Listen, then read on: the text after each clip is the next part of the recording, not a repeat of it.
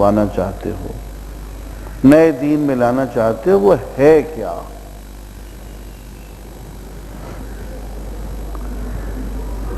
تو آپ نے ایک ہی جملہ فرما دیا کہ کلمتن واحدتن تعطونیہا، یہ ایک بول ہے، ایک کلمہ ہے، تم دل کی گہرائی سے اس کا اقرار کر لو، اس کو اپنا لو۔ تملکون بہا العرب وتدین لکم بہا العجم، اس کلمے کو اپنا لینے سے تم پورے عرب کے بادشاہ بن جاؤ گے، اور عرب کے سوا بقیہ ساری سرزمین، پوری دنیا تمہاری مطیع و منقاد بن جائے گی، تمہاری اطاعت گزار باجگزار بن جائے گی۔ یہ ہے کلمہ اور یہ ہے دین کی حقیقت، کہ اگر ہم دین کو اپنا لیں تو حضور کا ارشاد یہ ہے کہ دیکھنے کو یہ ایک بول ہے، ایک کلمہ ہے، ایک قول و قرار ہے، لیکن اس کا نقد فائدہ اس دنیا میں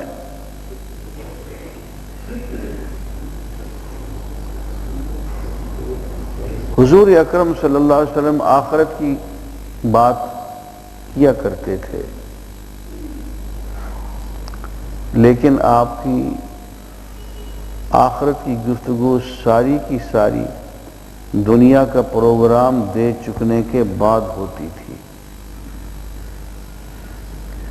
اس لیے میں کہا کرتا ہوں وہ لوگ بہت ناواقف ہیں دین سے جو صرف آخرت کی بات کرتے ہیں اور دنیا سدھارنے کے لیے کوئی پروگرام نہیں رکھتے، اس لیے کہ آخرت دنیا کے راستے سے ملے گی۔ جو لوگ یہ سمجھتے ہیں کہ صرف سجدے کر لینے سے یا دین کی بعض بنیادی باتیں کر لینے سے آخرت مل جائے گی، وہ بہت بھول میں ہے۔ آخرت تو اب دنیا کے راستے سے ملے گی، ماں باپ کے قدموں میں سے کہیں ملے گی، بیوی بچوں کی مسکراہٹوں کے راستے سے کہیں ملے گی۔ اب آخرت کا راستہ تو بازار کے وسط میں سے جاتا ہے، عدالتوں کے اندر میں سے گزرتا ہے، چیمبرز آف کامرس میں سے ہو کے جاتا ہے۔ عدالت کا جنت کا راستہ جو ہے اب تو تجارت اور ملازمت میں سے ہو کے جاتا ہے، حقوق العباد کو پورا کرنے کے راستے سے جاتا ہے۔ جنت کا راستہ اب وہ پہاڑوں کی چوٹیوں میں سے تو بند ہو گیا، غاروں میں سے، کھوہوں میں سے، جنگلات میں سے جنت کا کوئی راستہ نہیں۔ وہ لوگ جو سمجھتے ہیں کہ دین میں رہبانیت موجود ہے، بیوی بچوں کو ہمیشہ کے لیے چھوڑ دیں، ملازمت چھوڑ دیں، کاروبار چھوڑ دیں، تجارت چھوڑ دیں،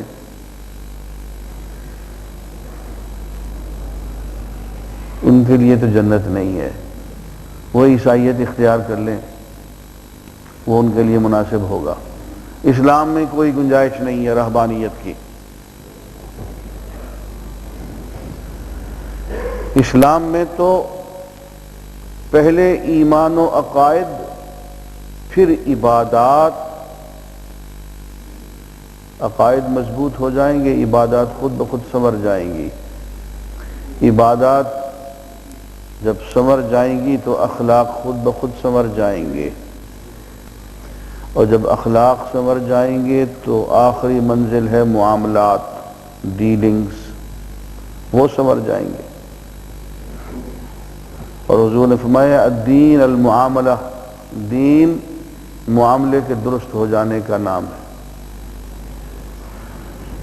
جس کے معاملات درست ہو گئے، جو حلال کھانے لگا، جو دوسروں کے حقوق کا خیال کرنے لگا، دین درست ہو گیا۔ اور یہاں تک نہیں پہنچ پایا تو صرف چادریں اور شلواریں گھٹنوں سے اوپر کر لینے سے گزارا نہیں ہوگا، صرف ظاہری شکل بنانے سے پھر گزارا نہیں ہوگا، صرف ماتھوں پہ محراب کام نہیں دیں گے۔ دین کو اسی ترتیب سے اپنانا پڑے گا میرے دوستو، جس ترتیب سے، جس مقدار سے حضور نے تلقین فرمایا، کر کے دکھایا۔ اس میں کسی شخص کی ذاتی اپج، ذاتی رائے کام نہیں دے گی۔ اب یہ اس پہ ذرا غور کریں، کلمتن واحدتن تعطونیہا تملکون بها العرب وتدین لکم بها العجم۔ اس کلمہ کو اپنا لو، پورے عرب کے مالک بن جاؤ گے، پورا عجم تمہارا باجگزار ہو جائے گا۔ یہ اس دنیا کے لیے کہا جا رہا ہے میرے دوستو، یہ آخرت کے لیے نہیں کہا جا رہا۔ عدی بن حاتم تائی حضور کی خدمت میں حاضر ہوا، عیسائی قبیلے کا سردار تھا، پوچھتا یا رسول اللہ اگر ہم مسلمان ہو جائیں تو کیا ملے گا؟ میرے جیسا مولوی تو کہتا تمہیں جنت ملے گی، ہم تو جنت کی تلقین فرماتے ہیں۔ لیکن وہ محمد الرسول اللہ صلی اللہ علیہ وآلہ وسلم پہلے دنیا کی بات کرتے تھے، پھر آخرت کی بات کرتے تھے۔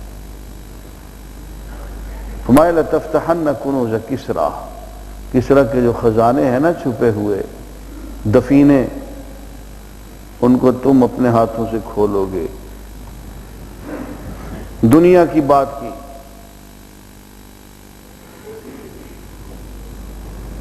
وہ جو شاہ سوار تھا حضور کو قتل کرنے کے لیے، گرفتار کرنے کے لیے آیا جب آپ ہجرت فرما رہے تھے،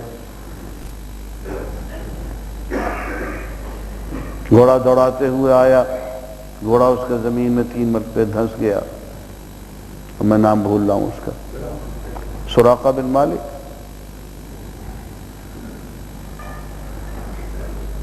وہ بھی ذہین آدمی تھا، وہ جب واپس جانے لگا تو کہتا یا رسول اللہ مجھے امان دے دیجئے،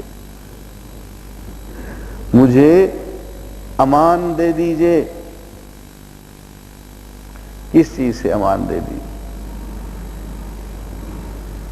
میری زندگی بخش دی جائے، مجھے قتل نہ کیا جائے۔ کس وقت؟ جب آپ حکمران بن چکے ہوں گے۔ امان کس سے دی جاتی؟ اس وقت تو آپ ہجرت فرما رہے ہیں، چھپ چھپا کے جا رہے ہیں، لیکن سراقہ بن مالک کہہ رہا تھا کہ میری آنکھیں دیکھ رہی ہیں کہ اس دھرتی پہ آپ حاکم بننے والے ہیں، اس وقت میری جان بخشی کر دی جائے۔ اور آپ نے صلی اللہ علیہ وسلم ابوبکر صدیق رضی اللہ تعالیٰ عنہ سے کہا کہ سراقہ کی جان بخشی کر دی جائے، اس کو امان لکھ کے دے دیں۔ تو سراقہ کو امان لکھ کے دے دی گئی، اور فتح مکہ کے دن اس کے کام آئی۔ سراقہ بن مالک بھی یہ دیکھ رہا تھا کہ یہ سارا کچھ جو ہو رہا ہے، بات آخرت کی کر رہے ہیں لیکن اسی دنیا میں ہلچل مچا دیں گے یہ لوگ۔ اور آپ نے بھی پھر جو بات کی ہے امان دینے کے بعد، آپ نے فرمایا سراقہ میں تیرے ہاتھوں میں کسریٰ کے کنگن دیکھ رہا ہوں،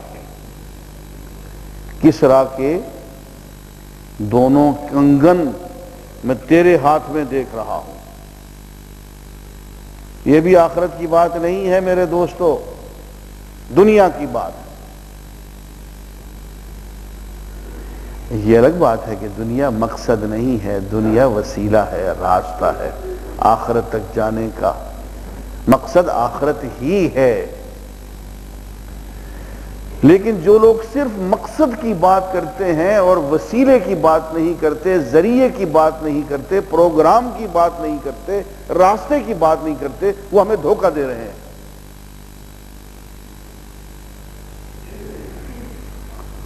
اور تاریخ نے دیکھا کہ جب ایران فتح ہوا اور کسریٰ کی پورا خزانہ جو ہے مسلمانوں کے سامنے ڈھیر ہو گیا، تو سیدنا عمر فاروق نے اسی سراقہ کو بلایا کہ سراقہ اپنے کنگن لے لو۔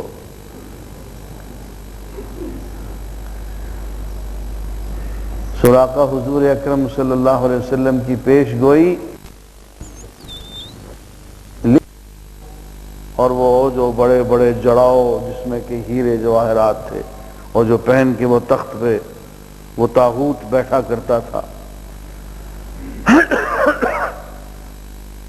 آپ نے وہ کنگن سراقہ بن مالک کو عطا فرما دیا۔ تو یہ بات سب دنیا کی ہو رہی ہے، اس لیے کہ ہمیں دوستو اسی دنیا میں ہی جہاد کرنا ہے۔ آخرت میں جا کے جہاد کا موقع نہیں ہوگا، وہاں پہ تو فراغت ہی نہیں ہوگی، وہاں تو بہت مصروف ہو جائیں گے ہم لوگ، وہاں پہ تو بہت مصروف ہوں گے، وہاں تو پلک جھپکنے کا بھی موقع نہیں ہوگا دوستو۔ جب وہ سامنے ہو تو پھر کس بات کا ہوش، وہاں تو خود سامنے آ جائیں گے، وہاں کوئی عمل نہیں ہوگا، کوئی جہاد کچھ بھی نہیں ہوگا۔ وصال کے لمحوں میں کچھ باقی نہیں رہ جاتا ہے دوست۔ تو جو کچھ کرنا ہے ہم نے اسی دنیا میں کرنا ہے، اور اسی دنیا کے دائرے کے اندر رہ کے کرنا ہے، اسی دنیا کے ذرائع و وسائل کو اختیار کرتے ہوئے کرنا ہے۔ اس کے ذرائع و وسائل میں معیشت بھی ہے، سیاست بھی ہے، اس کے ذرائع وسائل میں یہ کمبخت یہ طاغوت میڈیا بھی ہے۔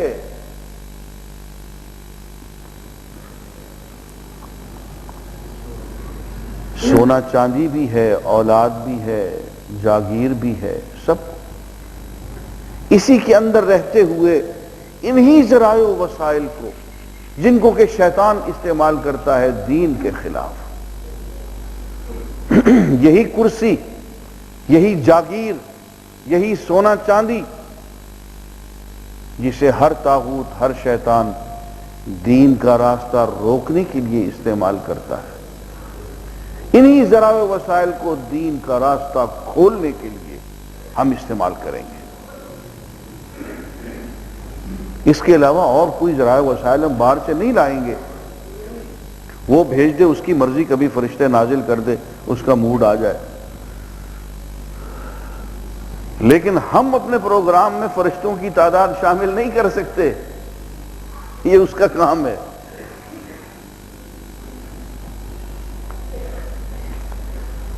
تو عزیزان گرامی، پہلی بات یہ کہ یہ دین نافذ ہونے کے لیے آیا ہے، قوت نافذہ لے کے آیا ہے، اور حاکم بننے کے لیے، حاکم بنانے کے لیے آیا ہے، غالب ہونے کے لیے اور اپنے ماننے والوں کو غلبہ دینے کے لیے آیا ہے۔ یہ ہمیں پھدو بنانے کے لیے نہیں آیا، یہ ہمیں محکوم رکھنے کے لیے، ذلیل رکھنے کے لیے، پسماندہ رکھنے کے لیے یہ دین نہیں آیا ہے۔ اور جن کے دین میں یہ پروگرام شامل ہو کہ اس دنیا کے اندر تو ہمیں پسماندہ ہی بن کے رہنا ہے، یہاں پہ تو ذلیل ہی بن کے رہنا ہے، یہاں کی ساری امامت، قیادت، سیادت، حکومت اچکوں کو دینی ہے، تو اس دین سے ہم اللہ کی پناہ میں آتے ہیں۔ وہ اسلام نہیں ہے، رہبانیت ہے، وہ محمد رسول اللہ کا دین نہیں ہو سکتا، وہ ابوبکر صدیق، عمر فاروق، عثمان غنی، علی مرتضی رضوان اللہ تعالی علیہم اجمعین کا دین نہیں ہو سکتا، وہ بھکشوؤں کا دین ہے۔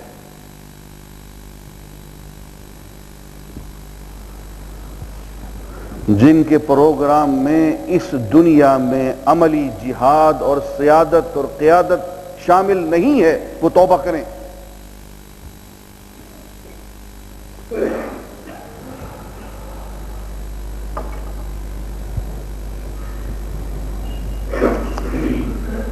فرماتے ہیں هو الذی ارسل رسولہ بالہدی ودین الحق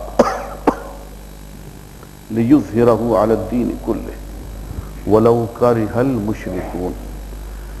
اللہ وہ ذات گرامی ہے جس نے اپنا رسول بھیجا ہدایت دے کے اور دین حق دے کے، لیظہرہ تاکہ اسے غالب کر دے، علی الدین کلہ پورے نظام حیات پہ، وَلَوْ كَرِهَ الْمُشْرِكُونَ خواہ مشرکوں کو یہ بات ناگوار گزرے۔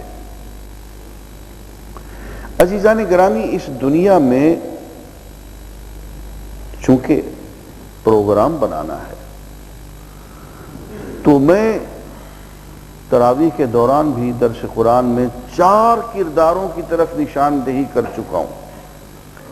اس دنیا میں 4 قسم کی مخلوقیں ہیں جو دین کا راستہ روکتی۔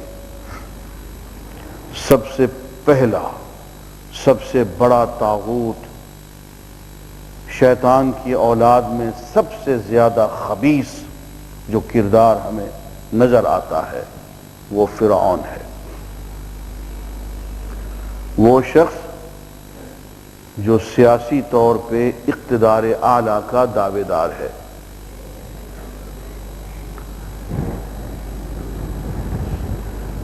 فرعون اپنے معبودوں کی پوجا کیا کرتا تھا۔ اس نے حضرت موسیٰ علیہ السلام اور حضرت ہارون علیہ السلام کے خلاف تقریر کرتے ہوئے قرآن میں ہم دیکھتے ہیں، اس نے کہا کہ یہ 2 آدمی جو ہیں تمہیں تمہارے مذہب سے، تمہارے معبودوں سے ہٹا رہے ہیں۔ اس کا مطلب یہ ہے کہ وہ معبودوں کی پرستش کیا کرتا تھا۔ اس کی قوم کے کچھ جھوٹے خدا تھے۔ وہ اپنے آپ کو ان معنوں میں خدا نہیں سمجھتا تھا کہ وہ کہے کہ میں خدا ہوں، میرے آگے تو سجدے میں گر جاؤ۔ یہ غلط بات ہے جو مولویوں نے مشہور کر رکھی ہیں، قصص الانبیاء پڑھ کے، لچر قسم کی کتابیں پڑھا کے۔ وہ صرف سیاسی اقتدار اعلیٰ کا دعوے دار تھا، پولیٹیکل ساورنٹی، سیاسی خدائی کا دعوے دار تھا۔ وہ مذہبی طور پہ وہ خدائی کا دعوے دار نہیں تھا، اس لیے کہ وہ اپنے خداؤں کی پوجا کرتا تھا، قرآن میں لکھا ہوا۔ تو سب سے بدترین کردار اس شخص کا ہے جو اپنے آپ کو پولیٹیکلی ساورن قرار دے دے۔ وہ فرعونیت ایک فرد واحد میں بھی ہو سکتی ہے، وہ فرعونیت پورے عوام میں بھی تقسیم کی جا سکتی ہے، عوام کو بھی سرچشمہ قوت قرار دیا جا سکتا ہے۔ تم سارے ہی فرعون کی اولاد ہو، بن جاؤ۔ سوورنٹی لوگوں میں بھی منتقل کی جا سکتی ہے، جو اس دور کا سب سے بڑا فتنہ ہے، مغربی جمہوریت۔ تو سب سے بدترین کردار جو ہے، جو سمبل ہے شیطنت کا، وہ فرعون ہے۔ اس کے بعد دوسرے درجے پہ جو دوسرا کردار آتا ہے وہ حامان ہے، فرعون کا قریب ترین ایجنٹ، جو اس کے اقتدار کو باقی رکھنے کے لیے، پروان چڑھانے کے لیے ہر وسیلہ، ہر بہانہ ڈھونڈتا ہے۔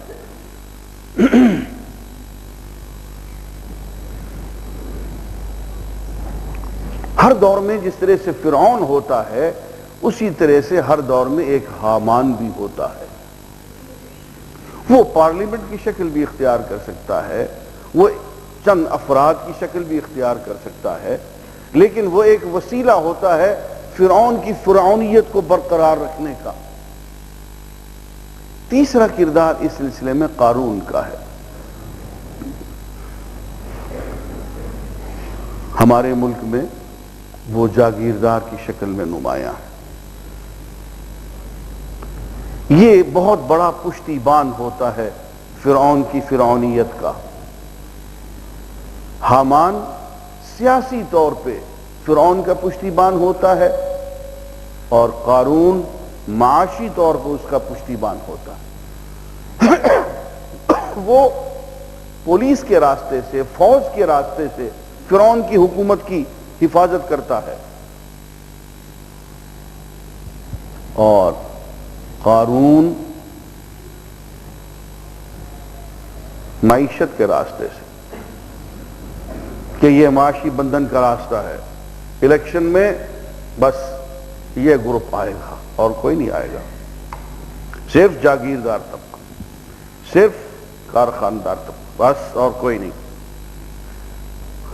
اور وہ سارے کے سارے ایک فرعون جو ان میں بڑا ہوگا اس کے اقتدار کی پشتیبانی کرتے رہیں۔ یہ تین کردار، اس میں ایک چوتھا بھی ہے،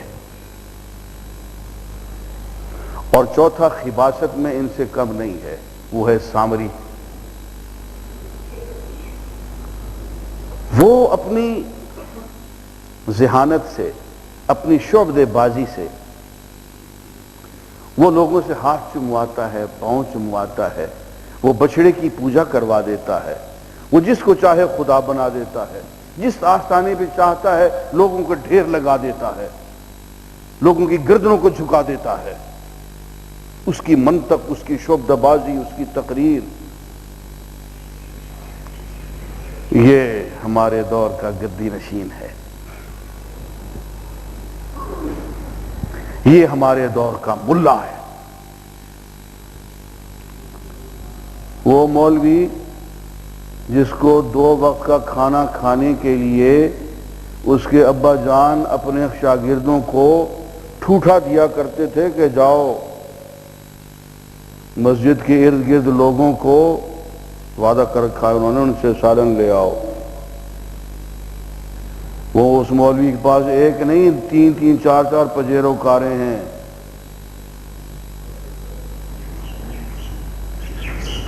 یہ کون ہے؟ یہ سامری ہے۔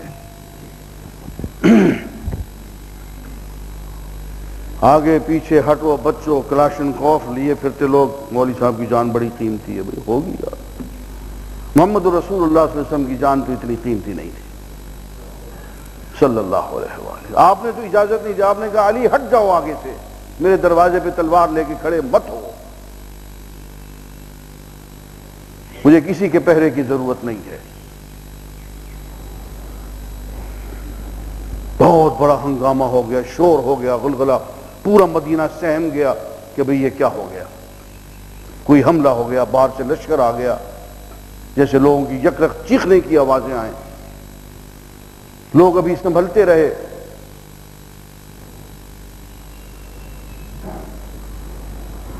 کہ میں کوٹ اوڑھ لوں اور میں تلوار لے لوں اور میں تیر لے لوں، اور محمد رسول اللہ صلی اللہ علیہ وسلم بغیر کسی محافظ کے، بغیر کسی باڈی گارڈ کے تنہا موقع پہ پہنچ گئے، اور پورے مدینے کی سارے کی انہوں نے جو چھان بین کر لی، اور جب لوگ تیار ہو کے باہر نکلنے لگے تو پتہ چلا کہ محمد رسول اللہ صلی اللہ علیہ وسلم تنہا واپس تشریف لا رہے ہیں۔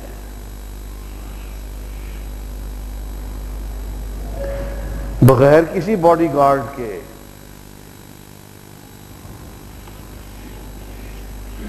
عزیزان گرامی، چوتھا کردار سامری ہے۔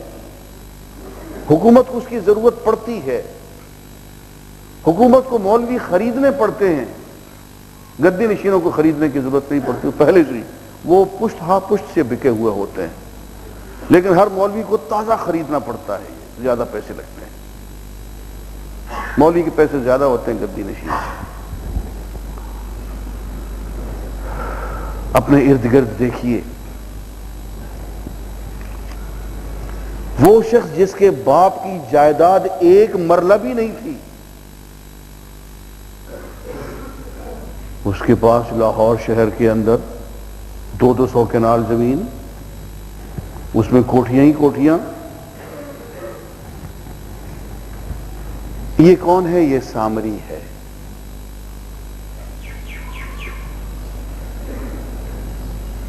کراچی میں جا کے دیکھیں، ڈیرہ اسماعیل خان میں جا کے دیکھیں، پشاور میں جا کے دیکھیں، ایک فوج ہے سامریوں کی جو پہرا دے رہی ہے ہر حکومت پہ، اور ہر حکومت کے لیے ان کا نیا بھاؤ ہوتا ہے۔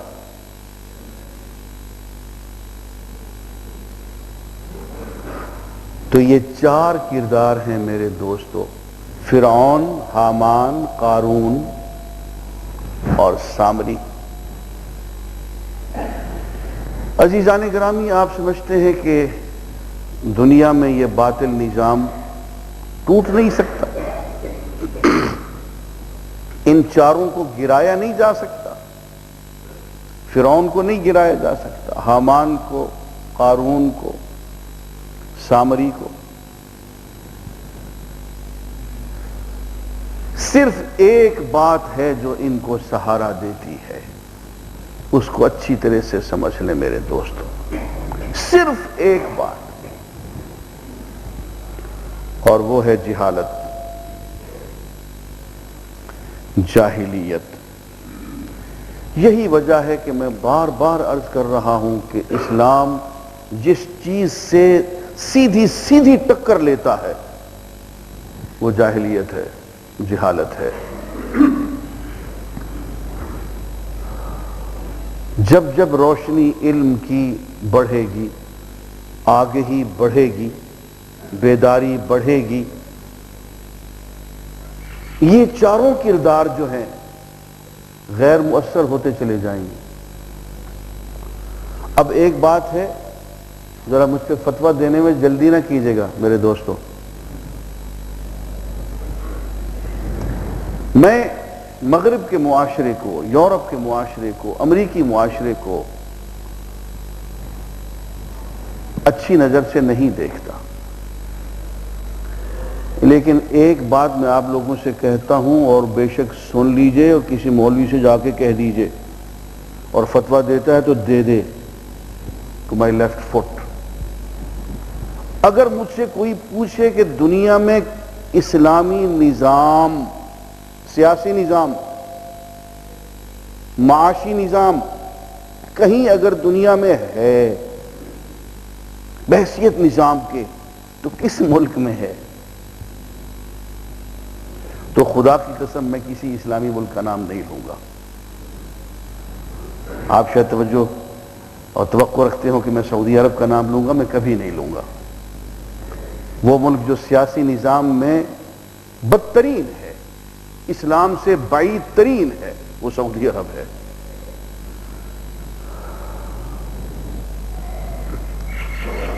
مجھ سے آپ اگر پوچھیں گے کہ سیاسی طور پہ اسلام سے قریب ترین ملک کون سے ہیں، تو میں تو پھر مغربی ممالک کا نام گننا شروع کر دوں گا۔ کسی مولوی صاحب کے فتوے کی پرواہ کیے بغیر آپ اگر نظام کی بات کرتے ہیں، اس میں عدل کی بات کرتے ہیں، اس میں حقوق انسانی کی بات کرتے ہیں، جس زور اور تم طراق سے فرعون، حامان، قارون اور سامری ہمارے ہاں جلوہ گر ہے، اس زور شور سے وہاں پہ تو نہیں ہے۔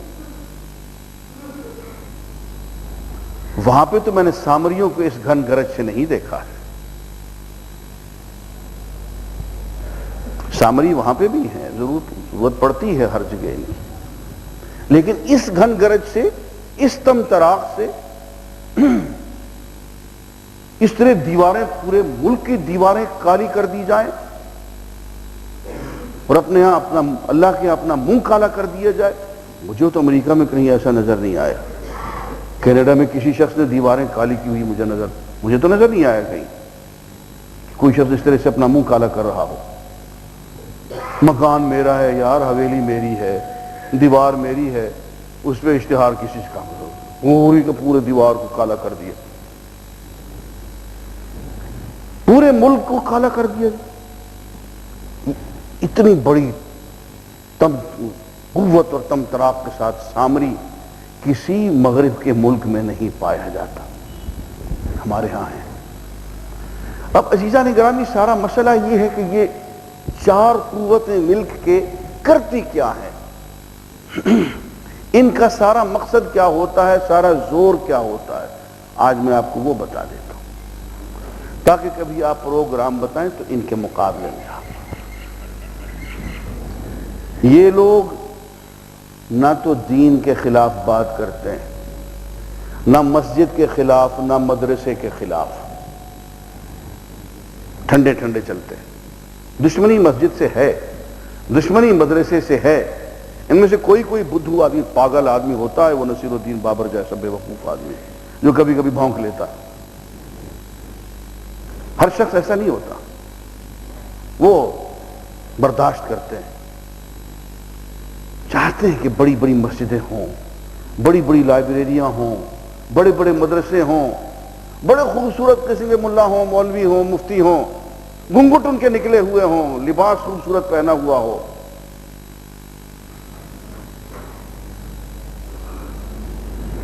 لیکن ان کا مدرسہ ہو، مسجد ہو، ان کا دارالافتاء ہو، ان کے سب ہوں، مگر وہ ان کا دین، ان کا قال اللہ قال الرسول مسجد تک محدود ہو، ان کا فتویٰ ان کے دارالافتاء تک محدود ہو، ان کے دین کی گھن گرج ان کے مدرسے کے اندر تک ہو، باہر کا علاقہ محفوظ رہے.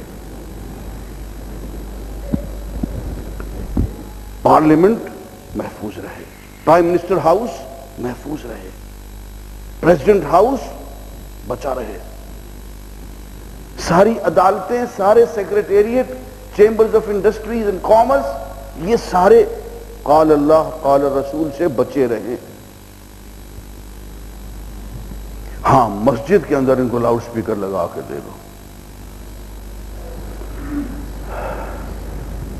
اسی علاقے کے ایک مجسٹریٹ سے میں نے پوچھا، یہ جہاں میں بیٹھا ہوا ہوں، میں نے کہا جب حکومت کی طرف سے آپ کے پاس آرڈرز موجود ہیں کہ لاؤڈ سپیکرز کا غلط استعمال نہ ہونے دیں، تو آپ اس کی اجازت کیوں دیتے ہیں؟ یہ راز کی بات ہے، اور وہ مجسٹریٹ صاحب بہادر اس وقت بیٹھے سن رہے ہوں گے میری بات. میں نے ان سے پوچھا کہ آپ کیوں اجازت دیتے ہیں؟ لاؤڈ سپیکر کا غلط استعمال کیوں ہوتا ہے؟ کیوں لوگوں کی نیندیں آپ لوگ حرام کرتے ہیں؟ اذان ہو جائے ٹھیک ہے، اس کے بعد تقریر ہے مسجد کے اندر ہوتی رہے، درس ہے مسجد کے اندر ہوتا رہے، باہر کے لوگوں کا آپ دماغ کیوں چاٹتے ہیں؟ اور یہ لوگ جو ایسا کرتے ہیں، لوگوں کو رات کے وقت سونے نہیں دیتے ہیں 2 بجے 3 بجے، ان کو آپ کیوں نہیں پکڑتے؟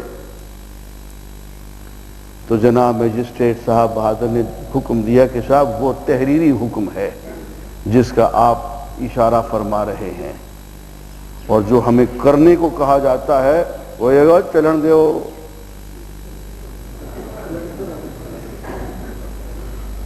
تاکہ لوگ خود دین سے متنفر ہو جائیں. چلنے دو، ان کو آپس میں لڑنے دو، اور ان کے لاؤڈ سپیکر رخ ایک دوسرے کی طرف کر دو.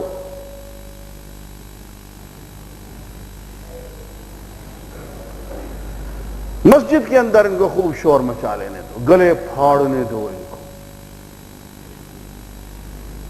مسجد میں بیٹھ کے حکومت پہ بھی تنقید کر لیں. لیکن دین کی کوئی دعوت، دین کی کوئی بات کسی طرح سے حکومت پر بائنڈنگ نہ ہو، ان کے اقتدار میں خلل انداز نہ ہو،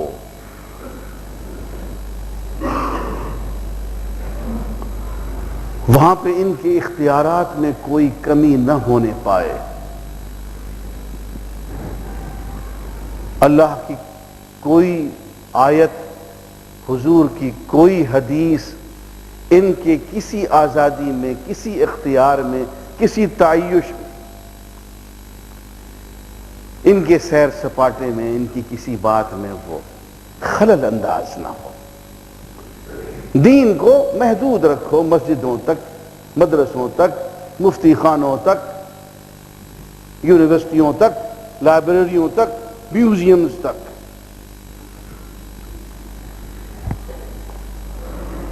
اور کبھی کبھی کہیں بہت بڑا تبلیغی اجتماع مل جائے، میلہ لوگوں کا، کبھی رائے ونڈ میں، کبھی ادھر کیا کہتے ہیں ملتان میں، کبھی یہ شیخو پورہ میں، تو جا کے دیکھایا کرو، ایک آدھ آدمی پہنچا دیا کرو وہاں.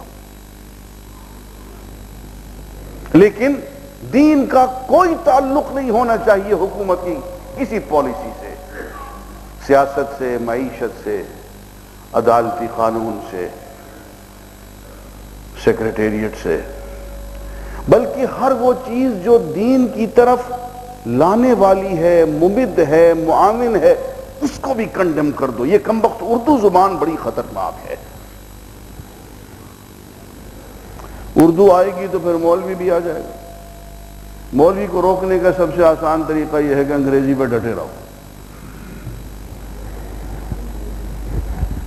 اردو آئے گی تو پھر دیندار طبقہ بھی آ جائے گا.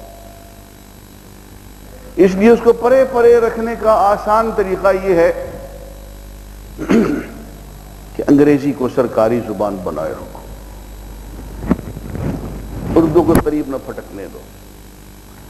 دوستو، اس کو ہم لادینیت کہتے ہیں، اس کو ہم سیکولرزم کہتے ہیں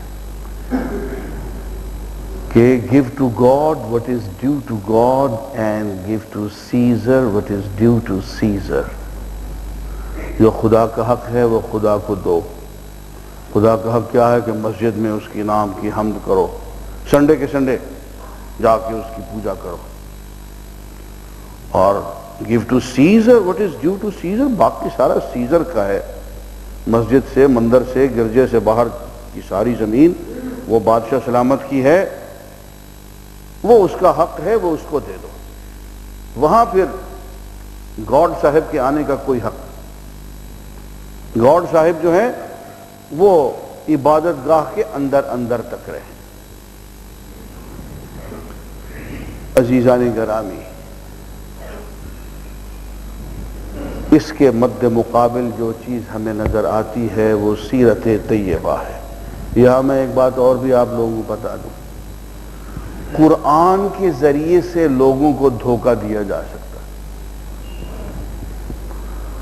میں ایک مدت تک، طویل عرصے تک بڑی بڑی تقریریں سیاسی لیڈروں کی سنتا رہا. قرآن کی آیتیں بھی پڑھتے تھے کہ قرآن ہمیں عدل دیتا ہے، انصاف دیتا ہے، رواداری دیتا ہے، قرآن میں فکر ہے، تعقل ہے، قرآن یہ اور قرآن وہ اور قرآن. ہر بے دین آدمی، ہر شرابی، ہر لچا لفنگا دیکھا کہ قرآن کی آیتیں کوٹ کر رہا. یا اللہ! پھر ذرا سا غور کیا، میں نے کہا یار یہ قرآن کی آیتیں کوٹ کرتے ہیں، کبھی سیرت نہیں کوٹ کر سکتے. آپ ذرا غور کیجئے گا اس بات. ہر تلنگا قرآن کی آیت کا سہارا لے لے گا، اس کو سایہ نہیں ملے گا حضور کی سیرت میں. اس لیے کہ سیرت طیبہ جو ہے وہ تو عملاً مجبور کرتی ہے، وہ تو عملی نقشے کا نام ہے نا، وہاں پہ تو پھنس جاتا ہے آدمی آ کے. اس لیے دوستو اب میں نے یہ کہنا شروع کیا ہے کہ سیرت طیبہ کا مطالعہ کرو. اور سیرت طیبہ یہی قرآن ہے دوستو. قرآن مجید کو پڑھو. قرآن مجید ایک تھیوری ہے، ایک نظری چیز ہے. اس کی پریکٹیکل ڈیمنسٹریشن، اس کی عملی تفسیر سیرت طیبہ ہے. اس لادینیت کا توڑ سیرت طیبہ میں ہے. سیرت طیبہ میں آپ کو سیاست بھی ملتی ہے، معیشت بھی ملتی ہے، معاش بھی ملتا ہے، عدالتی قانون بھی ملتا ہے، پوری زندگی ملتی ہے. اس میں تو پوری شخصیت کے اندر مکمل انقلاب ملتا ہے. اگر اس طرف آ جائیں پھر تو انفرادی اصلاح بھی ہے، اجتماعی اصلاح بھی ہے، پھر ہیلے بہانے نہیں ملتے ہیں. اس لیے عزیزان گرامی، جس طرح سے کہ ایک مہم قرآن مجید کی اٹھانی چاہیے، قرآن مجید کے مطالعہ کی، ایسے ہی ساتھ کے ساتھ ایک مہم سیرت طیبہ کے مطالعے کی بھی اٹھانی چاہیے، اور ہم خود بھی اور بچوں کو بھی قرآن مجید پڑھنے پہ اور سیرت طیبہ کے مطالعہ پہ لگا دیں، تاکہ اس کے زور سے یہ چار بڑی بڑی قوتیں شیطانوں کی، فرعونیت، حامانیت، قارونیت اور سامریت، ان کا زور ٹوٹے۔ وآخر دعوانا الحمدللہ رب العالمین۔ معصومیہ ہے، ان میں پھر آگے اویسیہ بھی ہے، تو ہم عام طور پہ بنوریہ سلسلے کا کرتے ہیں۔ اس میں یوں ہوتا ہے کہ ہم تصور یہ کرتے ہیں کہ ہمارا دل اللہ کو پکار رہا ہے، تو اس میں زبان بھی ہم نہیں ہلاتے، منہ بھی ہونٹ بھی بند رکھتے ہیں، اور یہ تصور ہوتا ہے کہ اللہ اللہ اللہ، یہ ہمارا دل پکار رہا ہے، اور اللہ کو اس طرح سے پکار رہا ہے جیسے کوئی SOS سگنل ہوتا ہے، سیو آور سولز کا ایک سگنل ہوتا ہے نا، جب جہاز ڈوبنے لگتا ہے تو وہ باہر کی دنیا کو ایک سگنل دیتا ہے، اس کو SOS سگنل کہتے ہیں۔ تو یہ ہم اللہ کو پکارتے ہیں، SOS سگنل دیتے ہیں کہ ہم روحانی طور پہ، اپنے کردار کے طور پہ ہم ڈوب رہے ہیں، تو ہمیں بچا لے، یا یوں سمجھ لیں جیسے